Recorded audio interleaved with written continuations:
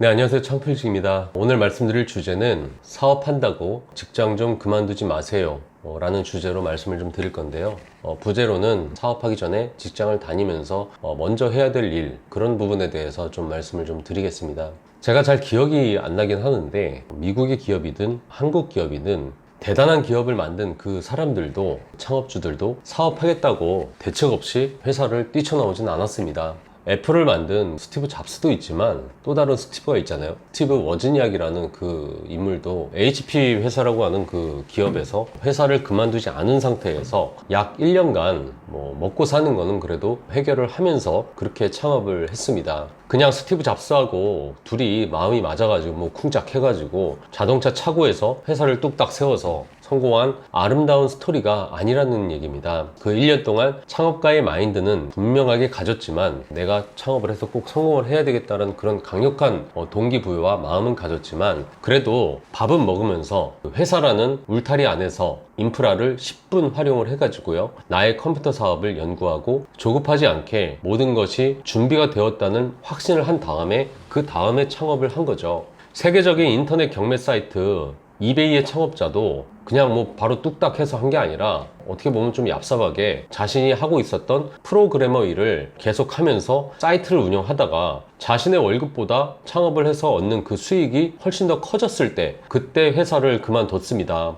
그리고 우리가 잘 알고 있는 나이키를 창업한 그 필 라이트라는 사람도 회계사 일을 하면서 직영점을 직접 운영을 했고요. 그러니까 직장을 다니면서 자기 직영 매장을 운영을 했다는 얘기입니다. 심지어는 공동 창업자 빌 바우먼이라는 그 사람은 사업이 본 궤도에 오른 뒤에도 자신의 본업인 육상 코치 일을 그만두지 않았습니다. 그리고 자신이 육성하는 그 육상 선수들에게 자신의 나이키 신발을 야금야금 팔아먹으면서 매출을 올렸습니다. 그들은 무작정 성공을 위해서 무모하게 도전하지 않았고요. 자신들의 본업을 유지하면서 소심하게 물러설 곳을 마련하면서 생존을 도모하면서 그렇게 성공할 기회를 엿봤습니다. 근데 우리나라 예비 창업자들을 좀 보다 보면은 정말 제가 볼 땐 미친 것 같아요. 사람들은 창업을 하겠다고 결심을 하고 아이템을 선정을 하고 믿을 수 있는 브랜드도 골라보고 앞으로 유망한지 어떤 게 유망할지에도 또 따져보고요, 전문가라는 사람을 찾아다니면서 얘기도 들어보고 강의도 듣고 수익률을 계산해 보는 게, 그렇게 준비를 하는 게 창업 준비라고 생각할진 모르겠지만 그거 철저하게 알아봤다고 절대 성공할 수 없습니다. 믿을 수 있는 브랜드도 세상에 존재하지 않고요, 지금의 옳은 판단이 내년에도 옳다는 보장이 없어요. 오로지 진정한 창업형 인간이 된 나의 선택과 그에 따른 책임만 있을 뿐인 거죠. 창업을 준비한다는 거는 먼저 내가 직장형 인간에서 창업형 인간으로 바뀌는 노력을 먼저 하는 게, 이게 가장 중요합니다. 창업형 인간은 일반 직장형 인간하고는 유전자 자체가 다릅니다. 단순히 생각을 바꾸는 차원이 아니라 나의 유전자를 바꿔야 되는 그런 작업인 거죠. 하나부터 10까지 나라고 하는 사람이 처음부터 내 책임 하에 시작을 하고 끝까지 내 책임으로 돌리고 부단히 노력하는 것을 넘어서서 비가 와서 장사가 안 된 것도 내 탓으로 돌릴 수 있는 사람으로 그렇게 바뀌어야 됩니다. 남의 시선이나 현재 남에게 보이는 나의 모습은 진정한 창업형 인간한테는 그렇게 중요한 상황이 아닙니다. 세계적인 기업가들 중에서 유독 명문대 중퇴생이 많은 게 결코 우연이 아닙니다.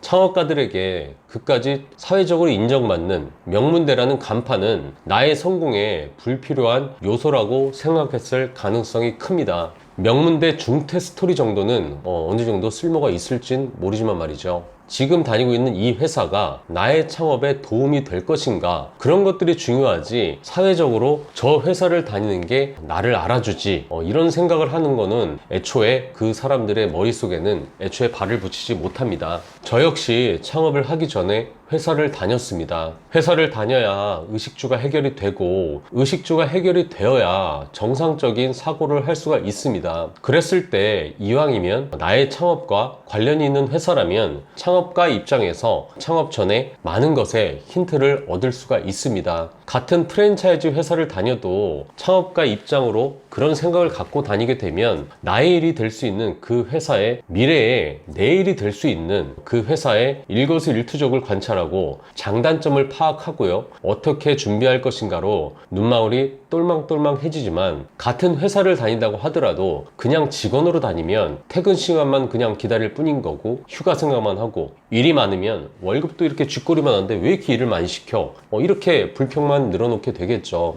그 당시에 저를 생각을 하면은 내가 후회사를 운영하려면 지금 무엇이 필요한지에 대해서 생각을 해봤습니다. 브랜드도 만들고 사무실도 얻고 직원도 뽑고 1차적인 생각만 하더라도 정말 머리가 아프지만 치킨집에서 치킨 사 먹는 그런 손님들이 없으면 그냥 망하는 것처럼 프랜차이즈 회사는 우리 브랜드를 선택하는 가맹점이 없으면 그때 망하는 겁니다.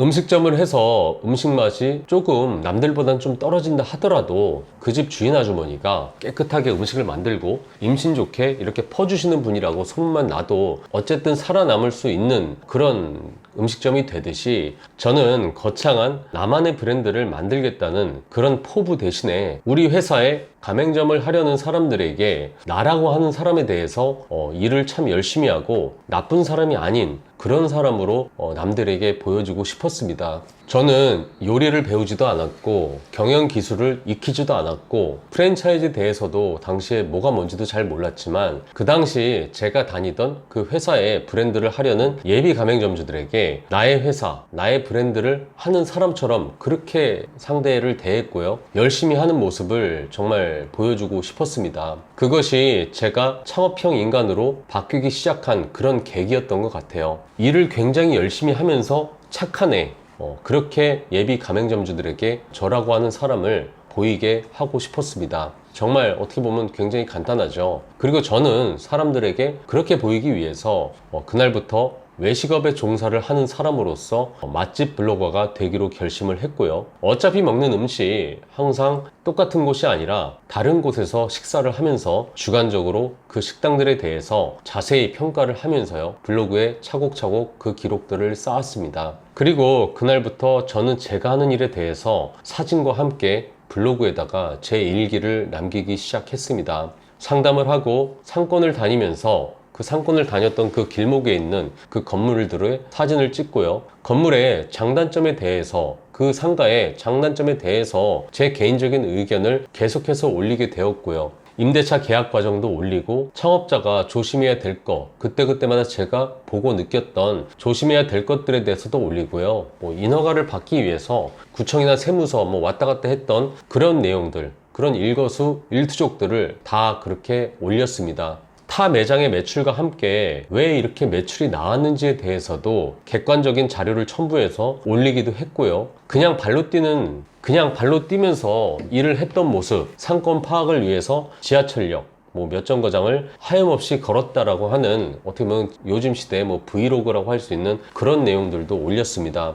일을 하면서 추워하는 모습도 올렸고요. 일을 하면서 정말 더워서 땀을 흘리는 모습들도 올렸습니다. 나의 예비 가맹점주가 미래에 본다는 생각으로다가 평소에는 결코 하지 않았었던 회사에서 시키지도 않았던 그런 야간 상권조사까지 스스로 하니 실제 제가 열심히 당시에 하긴 했지만 모아놓고 보니까 제가 봐도 진짜 열심히 한 사람처럼 보이더라고요. 그렇게 모아놓고 계속해서 모아놓다 보니까 통장에 예금이 쌓이는 것처럼 더 욕심이 나잖아요. 원래 쌓이면 더 욕심 나기 때문에 더 많이 쌓을 수밖에 없습니다. 그렇게 욕심내서 전국으로 영업을 다니고 전국 맛집을 또 찾아다니게 되고요. 그것은 저의 진정한 이력서로 쌓이게 되었습니다. 평소에는 수줍음에 앞에 나가서 정말 말도 못했는데 저라고 하는 사람의 경쟁력을 높이기 위해서 자진해서 창업 설명회 연단에도 서고요. 그것을 사진이 아니라 동영상으로도 남겼습니다. 가맹점에 출점하게 되면 그 매장에 가서 청소를 했고요. 그 매장 앞에서 전단지를 뿌렸습니다. 그 매장을 위해서 말이죠. 손님이 가득 찰 때까지 뿌리고 또 한 테이블이 또 비면은 또 가득 찰 때까지 또 전단지를 뿌려댔습니다. 정말 온몸의 기를 다 모아서 손님들에게 우리 매장으로 와달라고 기를 모아서 전단지를 뿌렸고요. 그 열정의 산물인 그날의 매출을 찍어서 또 저의 블로그에 올렸습니다. 지나고 보면 정말 재밌던 시간들이었습니다. 창업형 인간의 또 하나의 장점은 지금 하고 있는 일이, 오늘 하고 있는 일이 즐거워진다는 거예요. 진정 나라고 하는 퍼스널 브랜드를 조금씩 성장시키는 재미가 정말 쏠쏠하거든요. 그 회사에서 충성을 하는 그런 보통의 직장인이 아니라 창업형 인간으로서 회사 일이 아니라 나의 일을 하고 있다. 그런 생각으로 이 소중한 시간을 충실하게 당시를 보냈고요. 나의 예비점주들에게 보여주는 그 몇 년 동안 쌓인 그 수준 높은 블로그들은 점점 더 저의 공신력을 높이고 있었습니다.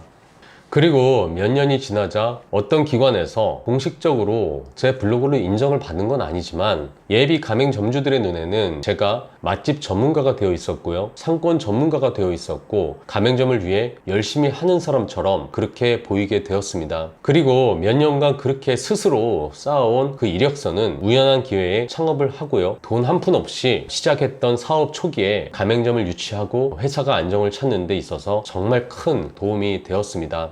얼마 전에 제 친구 한 명이 도자기 공방을 운영하다가 문을 닫았습니다. 도예과를 나왔고요, 실력에도 정말 자신이 있었고요, 큰 욕심 부릴 생각도 없었고, 지금 다니고 있는 회사가 보람도 없고 재미도 없고 돈이 안 되더라도 내 일을 하고 싶다는 그런 꿈, 누가 봐도 합리적인 창업을 하려는 그런 이유였습니다. 공방을 운영하는 선배의 조언도 들었고 나름 저렴한 공방 자리도 봐왔고요. 내가 열심히만 하면 손해는 나진 않겠다, 그런 확신도 했죠. 그리고 허구한 날 야간 작업까지 맹렬하게 하는 그런 노력이 더해졌습니다. 하지만 아무리 잘 만들고 아무리 노력을 하더라도 물건이 안 팔리면 그 집은 망하는 겁니다. 블로그든 SNS든 유튜브든 먼저 내가 작업하는 내용을 올리고 소통하는 사람들도 만나야 되고요, 나의 실력을 보여줄 수 있는 나의 팬들을 미리 확보해야 했습니다. 나의 퍼스널 브랜드를 먼저 만들어 놓고 판매 루트도 만들어 보고 기본 판매량을 실제로 수치화한 다음에 그 다음에 회사를 나왔어야 됐어요. 그 과정 속에서 그 창업형 인간이 미리 되었었어야 하는 겁니다.